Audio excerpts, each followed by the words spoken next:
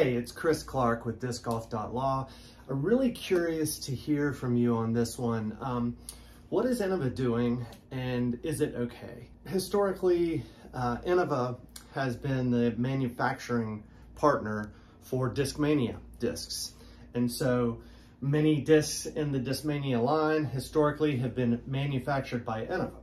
Last year, Discmania announced that it had launched its own manufacturing facility and that it would no longer have a need for the manufacturing partnerships that it had in place, including its relationship with Innova. One of Discmania's most popular discs is their MD3, and it has been branded in a special run of MD3 called the Iron Samurai.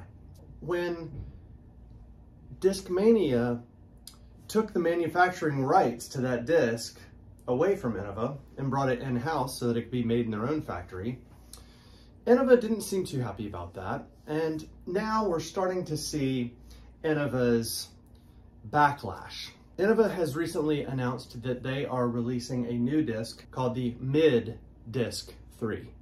Keep in mind, the popular Discmania disc that I mentioned before is the MD3. And now Innova is using the exact same mold.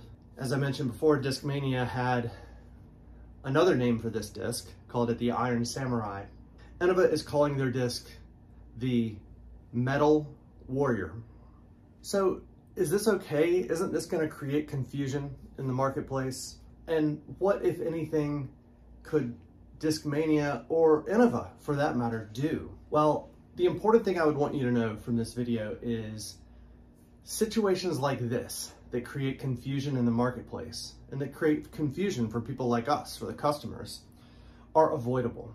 This situation between Innova and Discmania really could be handled a variety of different ways so that this confusion can be avoided. So the number one thing I think that Innova and Discmania should have been thinking about is trademark strategy. And I know I sound like a broken record on these videos. I'm often referred to as a trademark evangelist, but if I could say anything to the companies in disc golf, whether you're a manufacturer or you do something else, let's talk about trademark strategy. If you choose not to employ a trademark strategy, that's fine, but I just really urge you to sit down with someone from our firm or someone from another firm, another qualified trademark attorney, and get your strategy in order. This can be avoided by building a trademark strategy that gets you the protection that you need to protect the branding, all the dollars and hours and effort that you've put into building a brand around your company, around a particular mold of disc. You work hard to make those popular. Let's get a strategy in place so that another company can't come along and do this. Create pretty much a knockoff, a ripoff of your disc that you've made. Another possibility, probably not likely in this scenario, but a possibility is, let's look at patent protection strategy. Now, the elements of patentability are difficult to meet, and for an invention such as a flying disc, it would be a very tough challenge to get meaningful patent protection around a new mold of disc. However, there are strategies that could be used. And so I wouldn't absolutely write that off. I think there may be some angles that manufacturers could take to protect their molds from getting copied or infringed upon by thinking about patent strategy and possibly getting some patent protection in place. What about copyright protection? Well, you know, copyright protects works of authorship, and a disc doesn't fall into that category. So saying, hey, I'm going to copyright this disc, it doesn't really work. That it can't really do it that way. But what you can do is you can copyright visual works of art. And so often we see on discs, everything from a stock run all the way up to a collector's item, unique artwork on these discs. Could you possibly protect your disc artwork through copyright?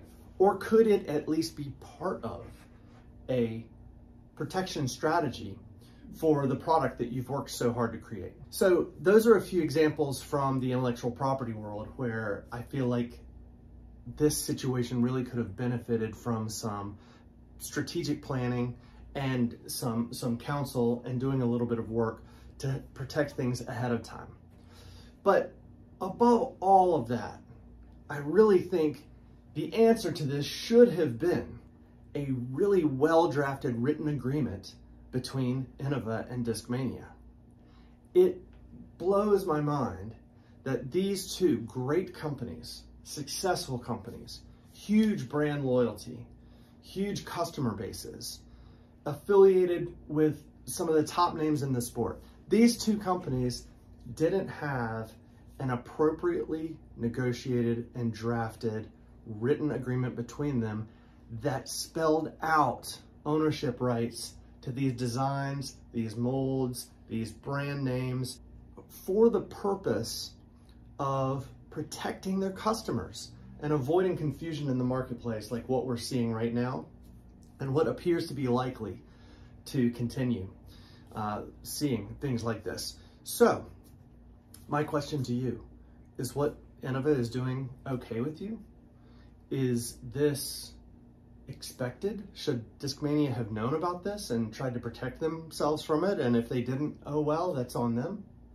We'd really love to hear your comments.